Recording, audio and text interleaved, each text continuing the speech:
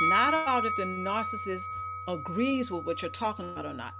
It's about you vocalizing, expressing what you're experiencing.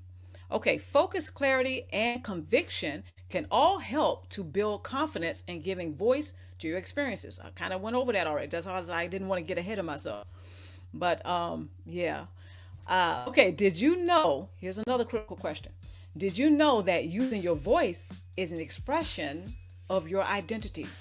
How is that? Well, when you are expressing what you're experiencing, that means that you're interchanging that with somebody. They're expressing things about themselves to you. So you're open to get to being known, not just to know somebody. So it's a nice interchange right there. It's like you're getting to know somebody and they're getting to know you too. Nice interchange. With a narcissist, like I said, that don't happen. Okay? They're too busy trying to control. They don't want the connection. Okay? Matter of fact, to a lot of narcissists, that seems to be very scary. They don't want the connection. And guess what? Some narcissists are secretly jealous to see that you are able to connect. See, you're about the connection, perhaps, right? Or more so than what they are. I'm telling you, some narcissists, they are very jealous of your, having the ability to connect. But not only that, to make friends, to have friends. They may have a larger circle than you, for instance. But guess what? Narcissists tend to have superficial relationships. You may have a smaller circle of friends, but guess what? You guys are more genuine. It's a deeper connection. You can call that person up, say maybe at midnight when you need something, okay? Or when you just need a listening ear and they're there, okay? So you just never know. A narcissist, they often have a big crowd. They often have a lot of people, but their relationships tend to be not only unhealthy, right? But they tend to be superficial, which also can make it unhealthy at times. Now, don't get me wrong. Sometimes if you don't really want a relationship with a narcissist, right? You can just have fun. Okay? Now, I'm not making light of what you've gone through. I'm not making light of what I've gone through. I'm just simply saying how some narcissists, you already know what they're good for. And again, that shows you know exactly where they stand with you.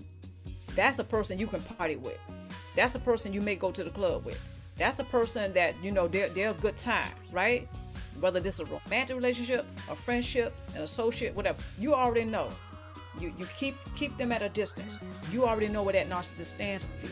You're not trying to figure out where you stand with them. And again, that's much more powerful, right? So don't be afraid to start using your voice. Just take baby steps, practice.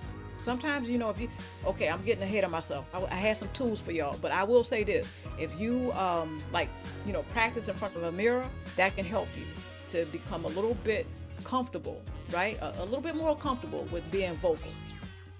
Because if you just try to, do this in front of a narcissist and you're not accustomed to doing that, okay, you might trip up a little bit, but that's still some progress. So kudos. Some of you have actually done this, because sometimes when you hold things in for a long time and then you want to express it, it can be a little difficult. You may be shaking, you may be trembling, you're not going to feel very confident. But practice, like they say, practice makes perfect. But I just say, practice. Okay, so when you focus and when you have clarity and when you have conviction, what does all that mean? That means that you are clear on certain things because you've gone inside, you've journaled, you've done some things, right? You get quiet, you meditate, you pray, or whatever, you spend some time. So you're clear on things. You have clarity. You're clear about what you want to manifest in your life. You're clear about what kind of relationships you may want to have. You're clear about who you are. You're focused on what? Thriving forward. You're focused on making sure that your overall well-being is on point. Okay? It's not about the narcissist anymore. This is about you. Where are you? Right? So when you're focused and you have clarity, this goes right into you're having conviction. What the heck do you really care about? Right? What's on your priority list in your life? You have children? Are you married? Do you have a significant other? Are you, are you engaged? Is there some special people? Are there special people in your life? Okay, because they kind of count on you too. You may count on them, but they probably count on you too. So when you are feeling better, guess what? They benefit. Okay, so being focused and clear and having conviction is very powerful, because this will naturally give you the boost of confidence you need to use your voice. Okay, you're not going to be, off in the corner somewhere, mousing around your life, being afraid. See, the narcissist wants you that way, right? But they don't care about getting to know you or finding out what's hurting you or what you've gone through, or they really don't seem to care about the connection, because these things are what it takes to connect with other people, when you're able to share what's going on with you.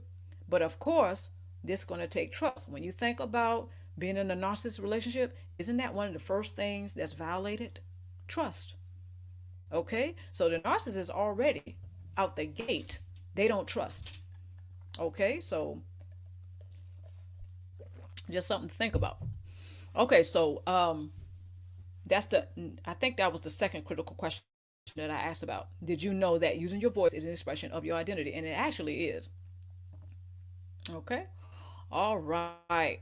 So part 3. Right, that was part 2. Okay, part 3. Signs of growth and acceptance. Okay, facing the reality and taking off the rose-colored glasses. Okay, so sometimes that can be very scary. Right there. Okay, what am I taking off the rose-colored glasses for? Some people prefer to keep them on. Not just because it matches their outfit, maybe, right? But because they're more comfortable. Okay, they're accustomed to not using their voice. They're comfortable with being lost in the sauce. Okay, that is it. Hey, some people may not like this. Some people may cringe because they were that person. Okay, so when a person starts to accept that they're outgrowing the narcissist relationship, at first it's scary, because they're very familiar with having that relationship.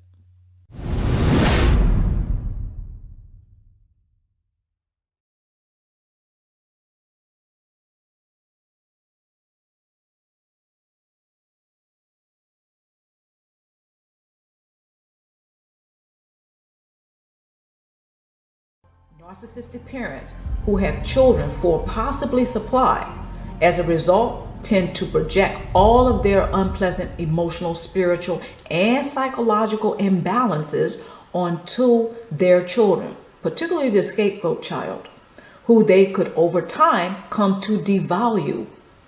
This is what the true purpose of a scapegoat within a dysfunctional family, from the perspective of the narcissistic parents, could be. This is debatable due to various circumstances. This is what we have here within the dysfunctional family. So that child who is scapegoated is the one who gets it the worst.